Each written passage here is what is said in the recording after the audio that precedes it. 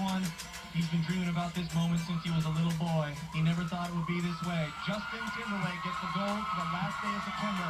It's Like I Love You, TRL.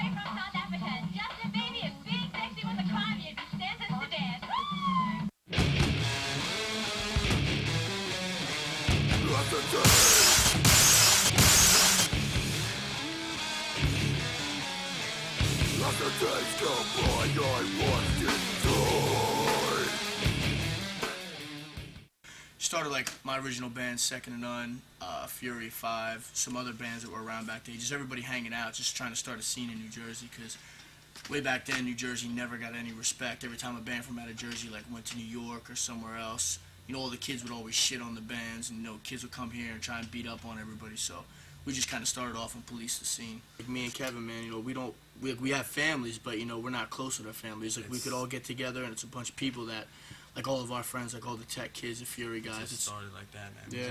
I just knew it when I was 13 years old. I started hanging out with tech. Well, it wasn't that back then, Yeah. but it was just because of just the feeling that you get hanging out, and you know that if shit goes down, you got 40 guys behind you. And that's not even like fighting or nothing. That's just, you know, anything. I know if I call anybody, if I'm in any kind of trouble, man, they'll come to me. And that, like, it's like a family you feel in hardcore. Hardcore, just in the scene, is all loyalty, and that's one thing I'm all about. Old school is just loyalty and people being there for each other, no matter what goes down. Either it's prison or it's just you can't pay the bills or your girl's crying. They're always gonna be there for you. The only thing, man, I see a lot of these little kids trying to act tough and trying to start fights, and they're trying to ride on that reputation of New Jersey, you know, has hard kids and doing this and doing that. But kids now, these days, they're coming up in an era where they don't have to fight at shows. They don't have to do this. They don't have to do that. Yeah, they don't know. You know, I see the kids on like the internet and shit, like, I'll stab you and blah, blah, blah. Ain't nobody stabbing anybody, you know? You know, it's just, it's stupid, man. They, like, make bold statements like that. Like, there were kids back in the day, New York and shit, and like old school New Jersey shit, where they really would stab you at a show and had no problem with it, you know? And these, you know, I see some 17-year-old like, oh, I'm gonna stab this kid and that kid. They it's take stupid. it so lightly that, you know, what they say is like the new cool thing, and the in thing to do is act tough and be a thug and this and that. There's no need for it. There's now one either, thing you is know? no need for it. Nobody's doing that. And the other thing is, one, they don't know what that's all about. They don't know what it's like to go to that extent. They don't know what it's like to get it done to themselves. Yeah, they don't know what it's like to have a gun in their face. They don't know what it's like to have know? a gun put to your head or have people shoot at you. They don't know what it's like to get stabbed. And they don't know what it's. They've never been punched in the face. These people. Yeah. They're the ones talking like they're thugs, and they'll beat you up. Their crew is this and that. And they got their fashion, And their little fashion they, shirts you know, on. they've got shit. their jersey on or their bandana on, their hats to the side, and they're thugs. And they just don't know what the dudes are about. Kids today think the ghetto's cool. You know, thinks that thug being in jail and shooting people in the head is cool and carrying guns is cool. It's some people that aren't even really down with us anymore because of shit like that. You know, they would beat up some little kid wearing a Second and None shirt because he bumped into them, and they thought that all of us were going to think he was cool. That's tough, you know. That's just whack, man. That's what makes kids not want to come to shows. I think you got to find the right people. When you're, you know, in your band, you got to find the right people that are ready to tour. You know, they're ready to go to the studio for a week. The day before, he couldn't make the tour, and they called me to play guitar just to fill in. Kevin had classes. I was just sitting in my room doing nothing, and Chris called me up, you know, oh, can you come out for a month to California to play guitar? So I had to call work, tell him I was leaving for a month, and then I just wound up in the band when we got home. Hardcore is not a type of music where you can go to shows and you're gonna make $1,000 every time you guys play. You know, there's times you're gonna drive out for 6 hours and get paid $30, and you know, there'll be 50 people there, and a lot of kids can't hang with that. They're not ready to go. So you gotta find like that group of individuals that are ready to go and strive.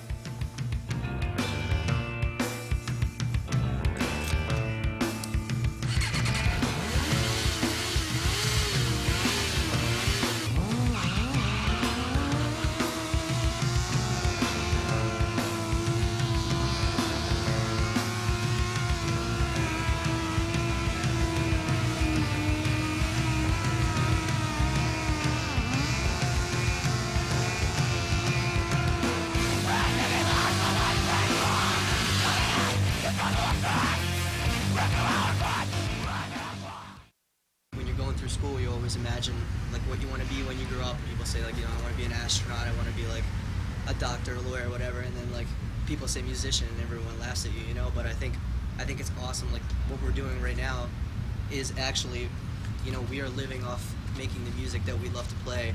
Not necessarily living, you know, like we're rolling around in the money because we have absolutely no money. No, we're broke. But I mean, like we're doing what we love to be doing, and we're traveling around the country and, you know, showing people our music and showing people our art.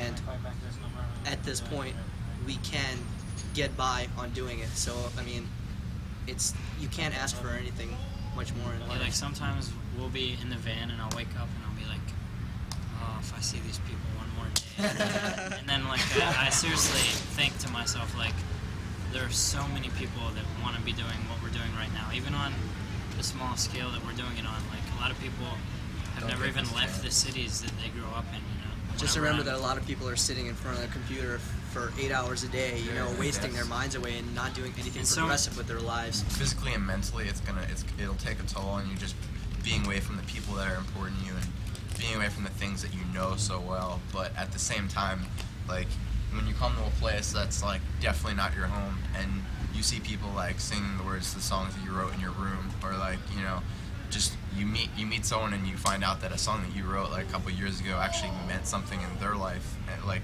you know what I mean? It's just like it completely like rejuvenates all of us, I think, to see that we've connected with people.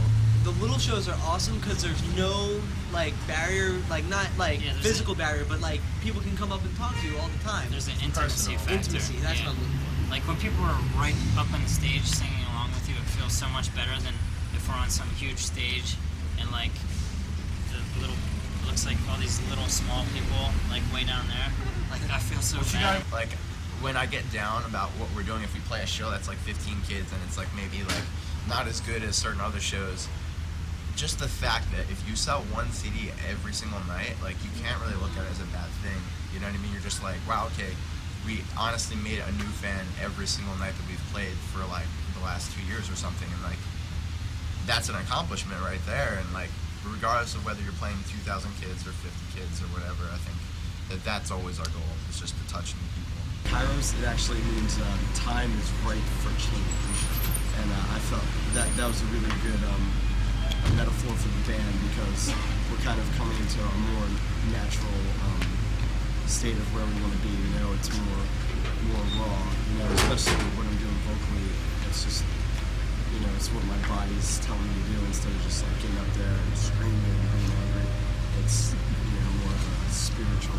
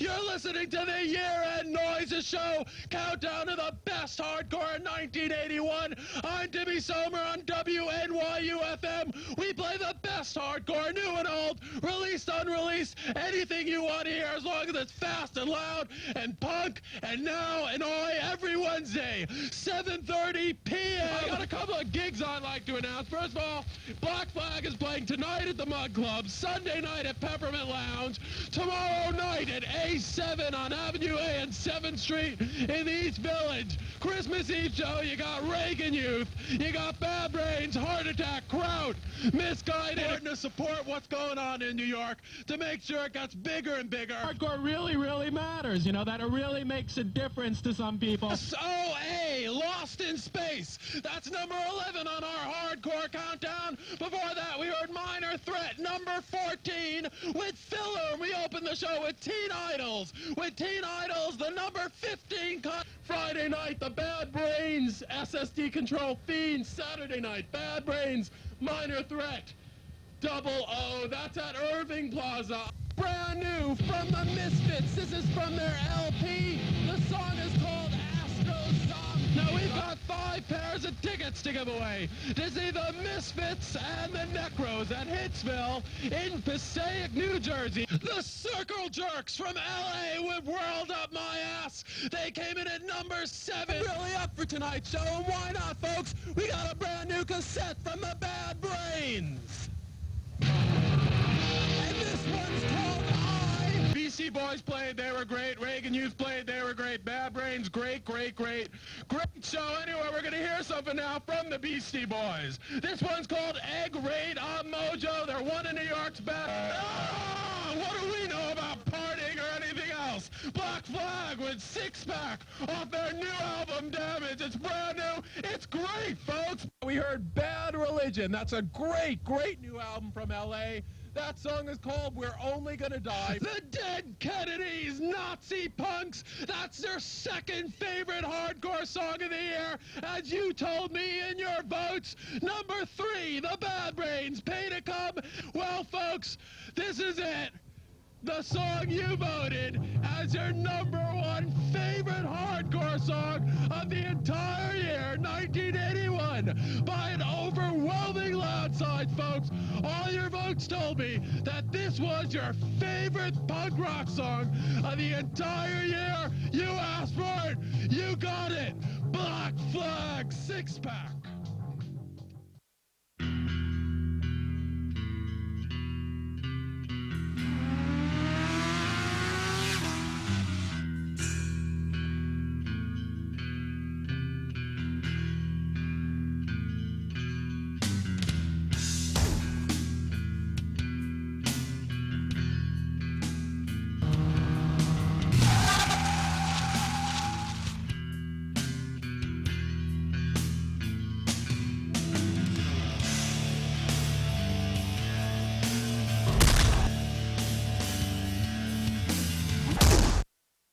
Inhuman kind of spoke to me as just something that like just fit the frame of mind I was in, you know, at the time, and just kind of like being numb to a lot of the shit that was going on in my life.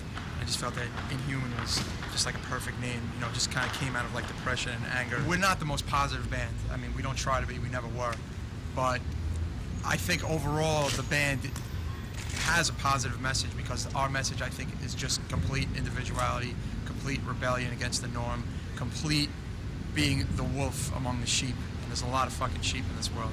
That's, to me, that's positivity, you know what I'm saying? Like, just believing in yourself and just, you know, fuck everybody else, smashing your enemies. Most people on an everyday basis who work in your office or work in your, you know, retail place or whatever don't understand where you're coming from with it, but at the same time, it's like something that you understand and the people who you go to shows with understand. You can really, like, you know, get out a lot of the shit that you soak in over the course of the week or the month. The whole kind of misfit quality, you know, of just like finding a place where you belong. And me and my friends, you know, found hardcore as that place. One of the few songs that we have that is about hardcore is the song My Dedication, which is just, you know, I wrote it about 4 or 5 years ago about how, you know, even though all the time has passed, I mean, hardcore will always be a part of me no matter what I do. You know, 10 years from now, if I'm married, kids, or whatever the fuck I'm doing, if if I'm playing, you know, a totally different kind of music, I'll still carry hardcore with me in some way, shape, or form. So even though sometimes it gets me really pissed off and I get disgusted with hardcore, the reality is that it definitely helped me, like, shape who I am today. For all the fucking diehards, this is my dedication.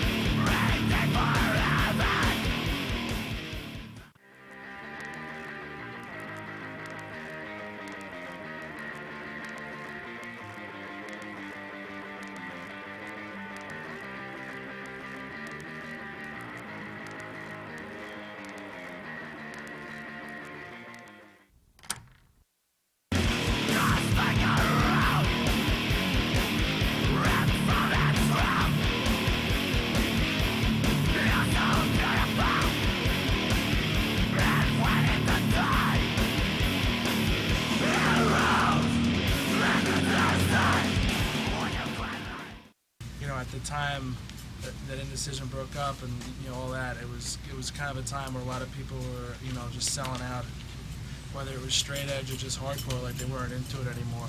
And, you know, for some reason people think that in order to grow up, you have to stop going to shows and start listening to indie music and stuff. So I think the message of the band was really just to be a hardcore band and, you know, just make no bones about it. We weren't ashamed to be hardcore. There's been so many times we're in Europe or here, whatever, we're on tour, and shit will go wrong, we'll break down, or we'll need a hand with something, and like kids that you just met 2 hours before, you know, before the show started, are ready to let you sleep on their floor and, you know, help you out, you know, drive you around, like, just because you're connected through the music. Like, something like that is just beyond words, you know, it doesn't exist anywhere else. It's really great, too, when you're a million miles away from home and a kid comes up to you with, like, a Love is Stronger Than Death tattoo, or for those that love tattoo, and they're like, yeah, this, you know, really helped me out, and they have lyrics to your band tattooed, like, on their chest or wherever else, and it's like, oh, wow, that's great, you know. Yeah, we get a lot of letters from people just saying, you know, the lyrics got them through a tough time or whatever. And that's, you know, it's just like, oh yeah, it's an email. It's like, oh yeah, cool. But to think about that, it's just like, the time that someone sat down. Yeah, it's like, it's insane that if someone really like listened to our record and got them through a hard time, that's like, I really don't even know how that makes me feel. No, straight edge is still important to me, and I know it's still important to a lot of people too. Like, it's like it's a positive thing. Like, I don't know. I've just seen so many bad aspects of people like abusing alcohol and abusing drugs and stuff like that.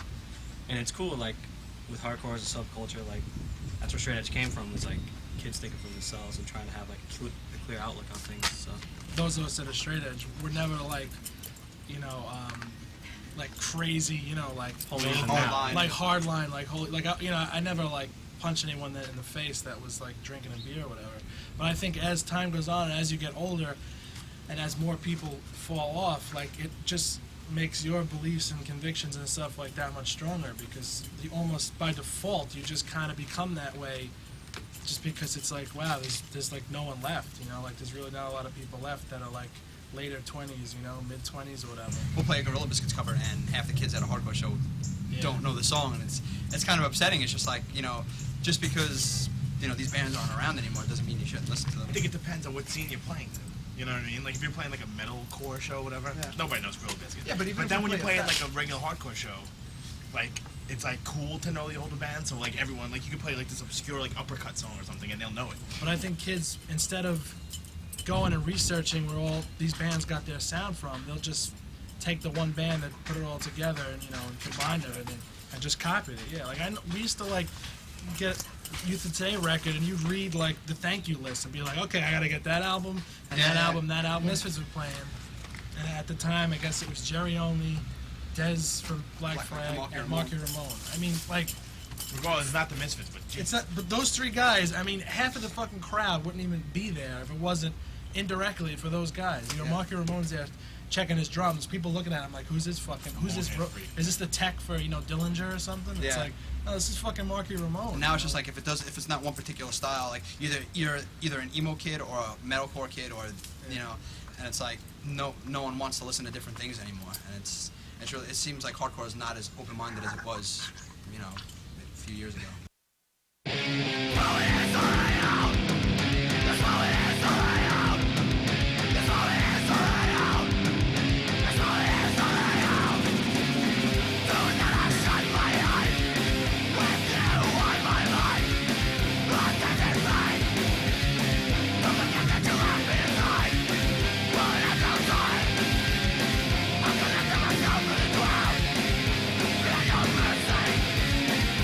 Lost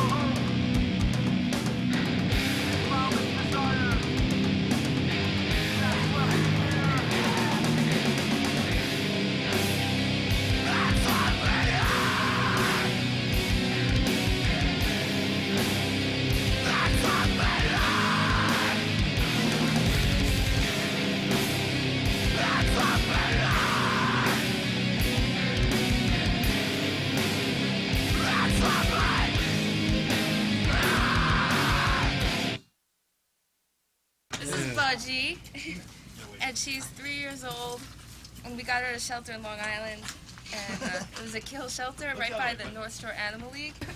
This is Basil. And then when you go to the shelters and you see the dogs there, and you know that like a couple weeks from now, those dogs will probably be dead. Nobody comes to take them. Yeah. They have just a special love for pit bulls, because most families that go into a shelter looking for a dog are not going to take a pit bull because of their bad rap, you know.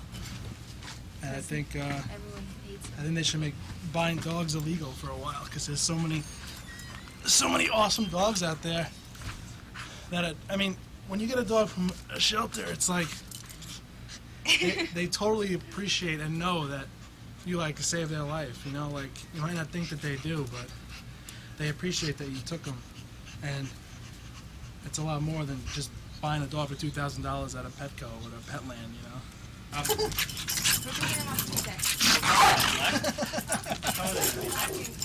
Are they sweet?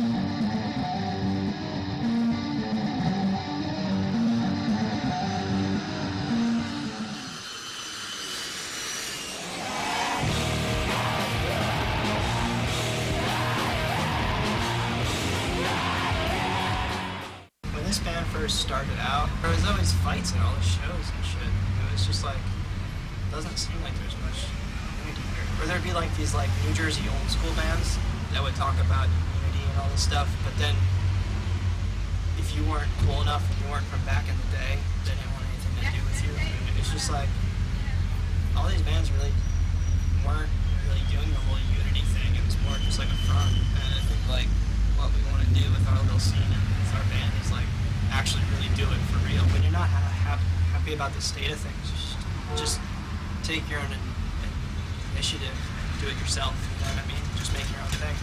That's what we did. I'm really proud of the scene that we have now. As a whole, I think our larger message is being a positive force and being respectful of others and really listening to what other people have to say and starting dialogues and not instead of arguments, and really hearing each other, because I think that when we support one another, it does the whole punk rock scene a lot of good, and instead of when we fight with each other or are disrespectful to one another. And definitely, sometimes I think we allow ourselves to become too jaded and negative, and we just say, oh, the world sucks, and we allow ourselves to sink into that philosophy instead of realizing that you can actually make a difference by being happy and being positive and communicating your ideas and your love with other people. I feel like it gives you some kind of closure when you can talk about your biggest insecurities in front of like hundreds of people sometimes. But also, I have a speech problem, a stuttering problem, and I find that the only time I don't stutter is when I talk at a show in front of like people, which is one of the strangest things, because you think that when I'm sitting here talking to my friends I wouldn't stutter, but I stutter. But I stutter like crazy when I'm just having a normal conversation. But when I talk about a song in front of people, I don't stutter at all. It's kind of strange. So in that way, it makes me feel like a stronger person. At first, I guess I was nervous about it, but the more people came up to me and said, "Thank you for singing that," or "I feel the same exact way," or "I know exactly what you're talking about," it made me feel like I wasn't alone in like my experiences and my struggles. We often try to write a short song. We'll sit down and say, okay, this is going to be a 2-minute song, and that's going to be it. But it turns into another like 5 to 7 minute song or something like that. And I don't know, it's just really fun to play like an epic song with all these like soft parts, and heavy parts, and fast parts, and slow parts, and just mix everything together. Every day you wake up and you can make choices with what you buy, the language that you use, how you treat people, you know, like the car you drive, just like all kinds of choices that affect other people on a grand scale. You know, like the food that you eat and like the job you work at. You know, there's just like all these little tiny things on a personal scale that we need to look at ourselves and change that first before anybody can all get together and have this revolution where we tear down the state and all this stuff. Bye.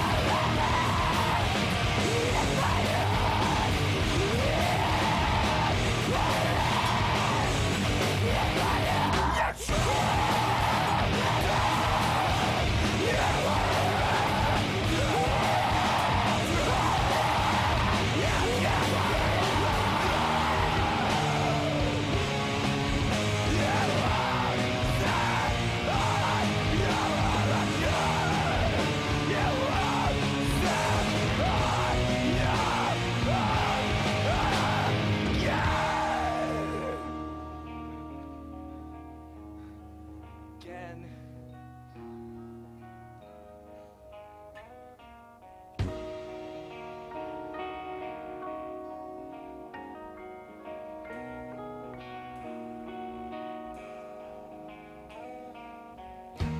You said there'd be days like this, and days like this would pass.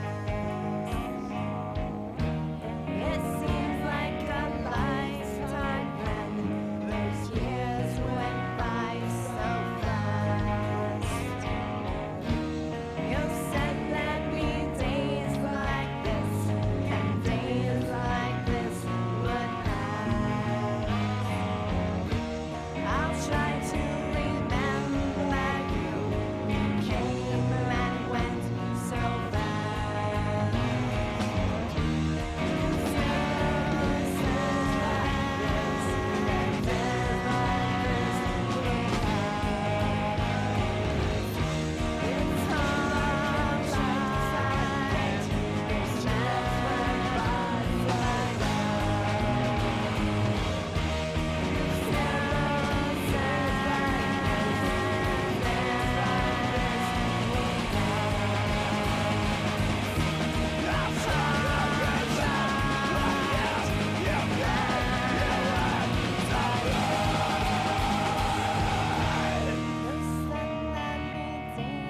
like days like this would pass.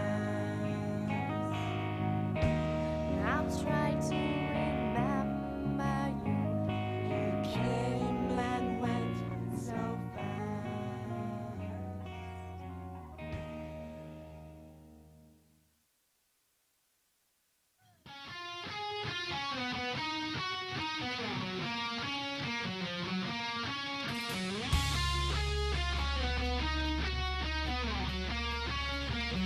Fuck you, John.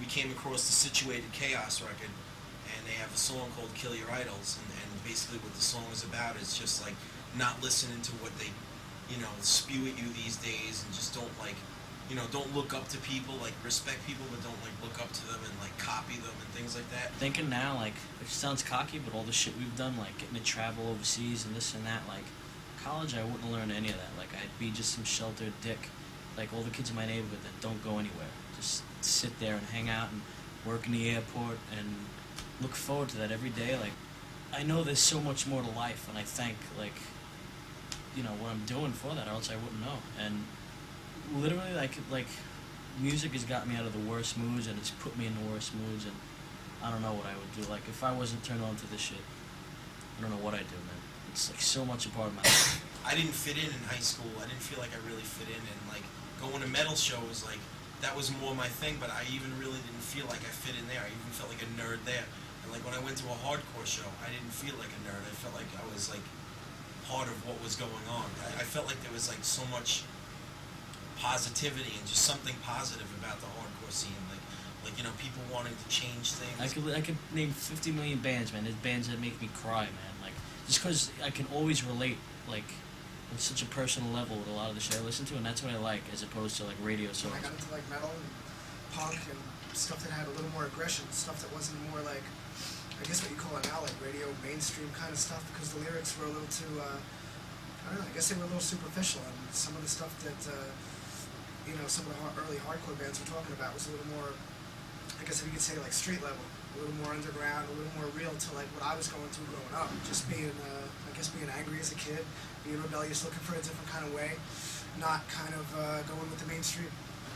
I liked his lyrics, and I said to myself, he's a person that writes about things that are personal to him, but other people can relate to it. He doesn't sing about things that like not everybody can grasp, and like, I mean, I'm not saying this is a bad thing. I think, you know, hardcore should be about standing up for what you believe in and singing about whatever's on your mind, and you know, change is definitely important. Like I said, there are people that are sincere, and what they say is from the heart, but a lot of times there's people up there talking about this and that and what you should do and what everybody should do and what this country should do or whatever, and like they ain't even living that when they're home. They're just, you know, it's just, you know, it's for show when they're on stage or whatever. I think it's all honest, and I think the people that are into us know that our integrity lies in the lyrics. We all have so many friends in this country now, and in other countries, and it's like, you know, when you come home and you become a normal person again, you know, dealing with people on a regular basis isn't so hard anymore because, you know, you've done it on such a large scale. And I kind of like that aspect about what touring has done for me, because I was always very shy in the past and very, you know, to myself and self-conscious, and like, you know, I'm totally not like that anymore. Like, I'm a fat-ass motherfucker. I'll walk around with my shirt off in a parking lot somewhere. I don't give a shit, you know, because I don't care what anybody thinks anymore, you know? So that's what touring has done for me. It's just made me break out of my shell and have a lot more fun with people. We're having like road wars with this guy, man. The guy, like, he was going like at 30 alongside of a truck, and we're trying to get past him, and he like purposely slowed down. Me and Andy in the front, Andy loses his mind when he's driving. So finally, the guy gets in front of the truck, goes over the right lane. We passed him, so I rolled down the window. I was like this far away from him. I was like, "Fuck you, idiot!"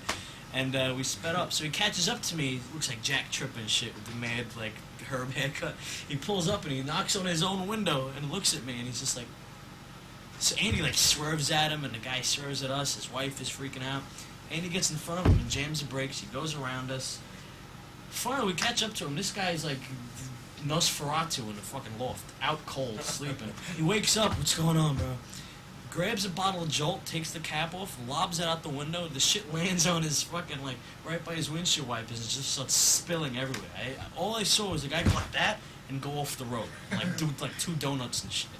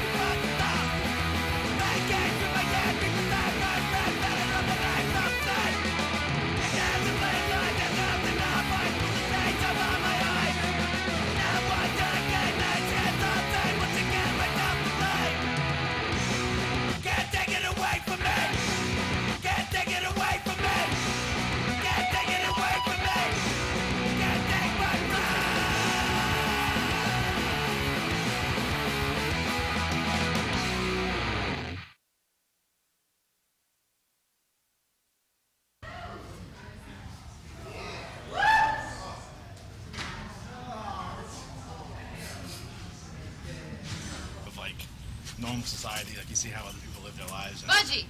Sorry. You more scared? Shut the fuck up! Sorry, I don't want to be more creative and like vocally, like singing, but like I mean screaming, anybody could do that.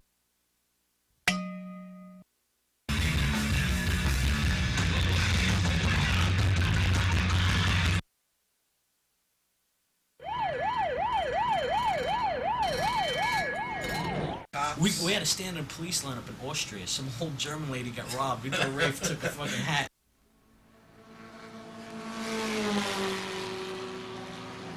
Yeah, I used to sit in my room with the headphones on because I was able to hear the bass better. Just pressed to my head. My mom would walk in and I'm like, trying to be all casual and shit. Like, Fucking Bill Cosby is going on the news and all this shit, talking about the Osbournes, how they are a sad commentary of American dysfunctional families. Now, correct me if I'm wrong, wasn't he out making booty calls and he got a broad who he put through college? Give me a fucking break. Fuck you, Bill Cosby, and the fucking Fat Albert and Cosby kids too. And your fucking pudding pop! Yeah, shove a Jello pop up your ass, you know? I gotta chew them up good so they can't eat their way out.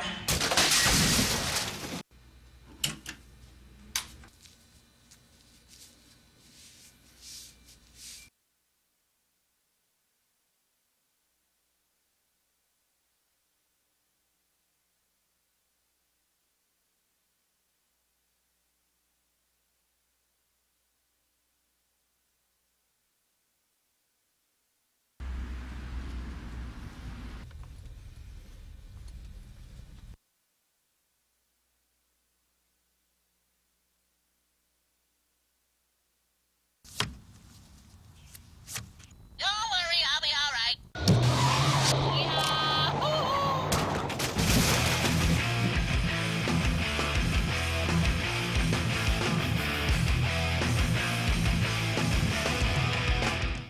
We basically sing about what's going on in our lives, you know, and whether things are going good or bad and how we could better it, you know. And It's getting deeper though. Like there's a lot more shit we're talking about now with the new album. It's like melodic, but it's not emo. You know what I mean? It's like melodic, like Quicksand Burn, Dag Nasty, that kind of melodic, you know. But not like over the top, like you know, it's not fruity. It always sound like us, and it always have that hardcore edge, but it just get more elaborate and more deep into songwriting and more with everybody's capabilities. Everybody in the band has a good understanding of what everybody else is doing. So like if Brian or myself comes up with a drum idea, Steve has no problem with taking it on and fucking with it a little bit and making it his own. Or Steve wrote the complete song to On the Rise, and he's the drummer. So we never have any bones about anybody else writing another part. If Mike wants to write a guitar part, he's got that. Hugo wants to write a vocal line. We all have the opportunity to contribute anything to the band. you grow up, I mean, listening to the old bands, you know, Agnostic Front, Sick of It All, Cro-Mags, and just like they've always pretty much portrayed a message as like, you know, to be yourselves and like, you know, forget like what everybody in the outside world fucking thinks of you, and you know the basic message of what I'm getting at, you know. And like when you're a younger kid, you know, it's kind of harder for you to do that, especially growing up in high school and having pressures of like, you know, fitting in, and you know, hardcore when it started was basically like an outcast fucking type of scene, you know what I mean? And it always taught me to be myself, you know what I mean? Even as a younger kid, I'll admit it, you know, I always followed trends, and I was definitely more of a follower, you know. And I feel hardcore has kind of strengthened that and strengthened me as a person. One day, you know, you got other things going on. Hardcore is just like great, your favorite kind of music. It's just, you know, what really gets you. Another day, it's a way of thinking. It's a way of trying to go about things a different way than everybody else goes about it. Just thinking about things in different lights. Like from day to day, it changes what hardcore means to you as a person. You know, we're just really happy that we have a really solid lineup now. We're all friends. We all have the same motivation. We're all on the same page. Yep. The way I picture Blank Stare is in sort of retrospect. It's like sitting on the edge of your bed and just thinking back of all the good times that you shared with people in your past. It's almost like a tribute to the people that you grew up with, the people that have always been there in your life and always will be there in your life. It's funny because the way the song came about, the title for the song, is I played guitar in the band at the time, and one time I was just standing there, we were about to play the song, and they're like, "Yo, Lenny, what the fuck are you doing?" And I was just standing there, and I had this blank stare on my face. So, it's kind of stuck.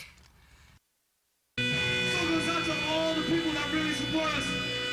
said this before, but I mean it truly from the bottom of my heart. You guys are a chosen few. It's not everybody does. We really appreciate it. Thank you very, very much.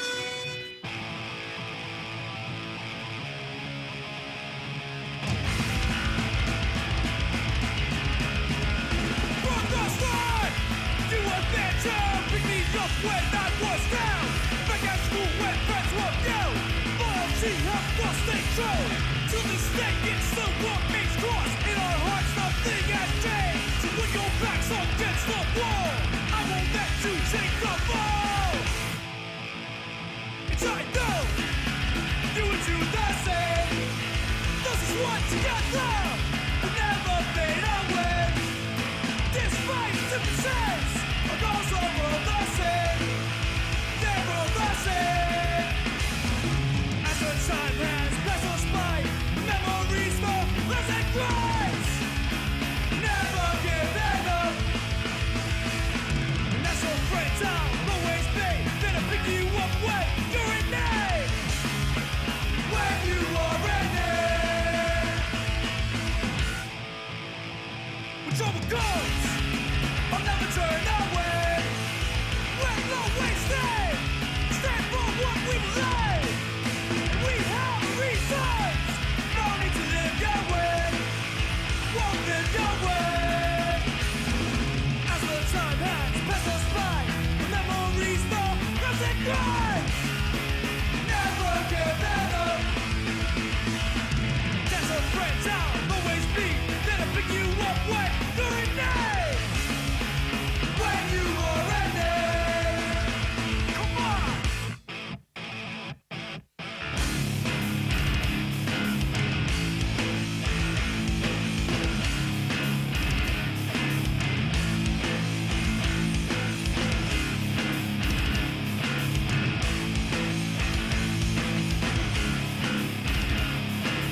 As the time has passed us by, the memories last and grows. They always hold true. From the start, you were there to pick me up when I was down. Back at school when friends were you. Loyalty helped us stay true. Till this day, it still remains cross. In our hearts, nothing has changed. So when your back's against the wall, I won't let you take the fall. When you're in it, I'll be there for you. Together strong, always staying strong.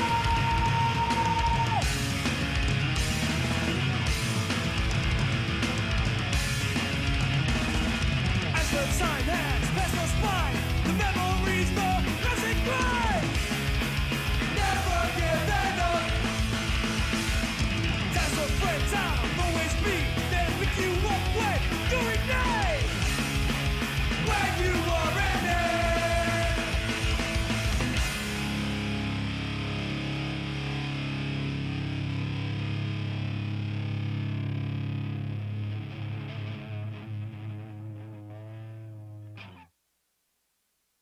A little help here? Yeah.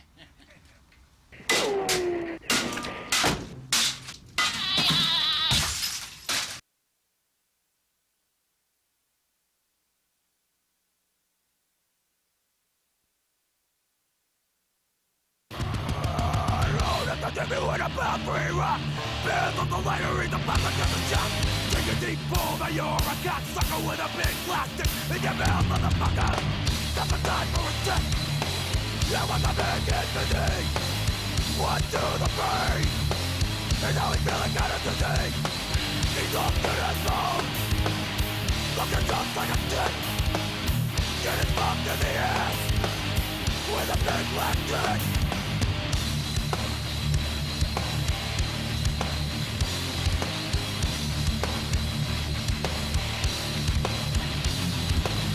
Smoke, scratch, the cheese, a piece of shit. You still a spine, lousy little shit. You just about anything but some of that rock. You do, you're at the paper and the liquor which I got you.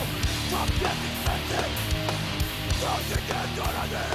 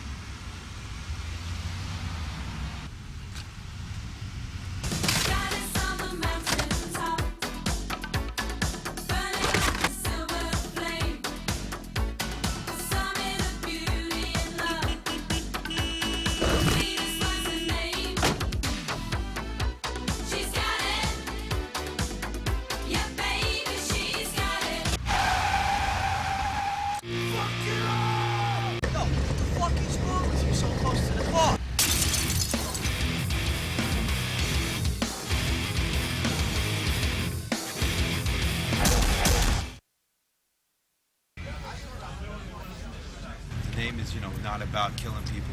You know, the name means that no one is invincible. You know, everybody gets hurt no matter who you are. If you're a cop, if you're a fucking scumbag on the street, we're not like, you know, out there trying to fucking tough guy people and shit like that, man. We're out there just trying to have fun, man. I mean, look at these twiggy bones right here.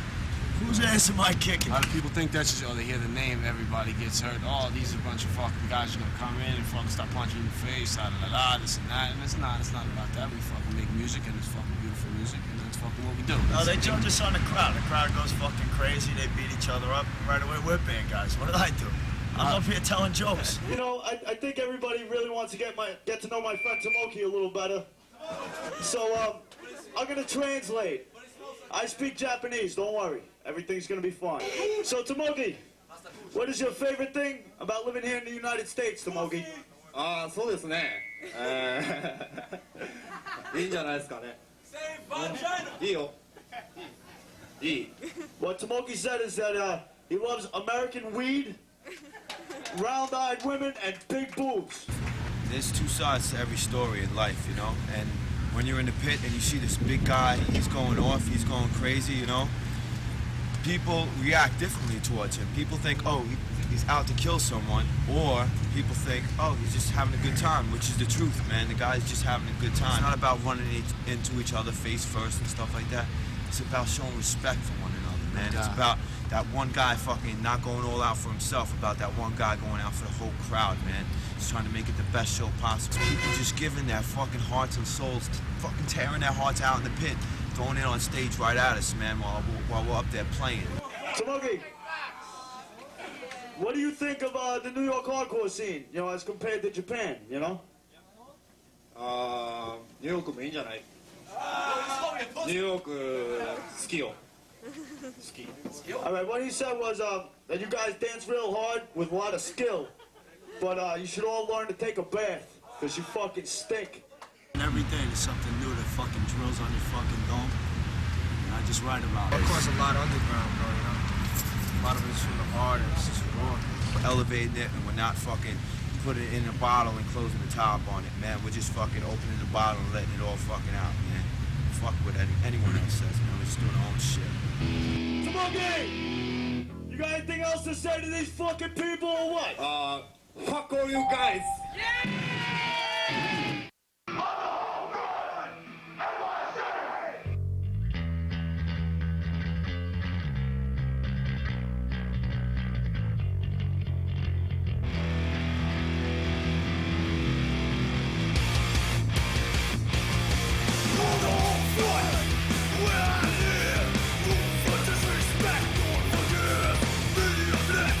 Wait all night, streets for rent.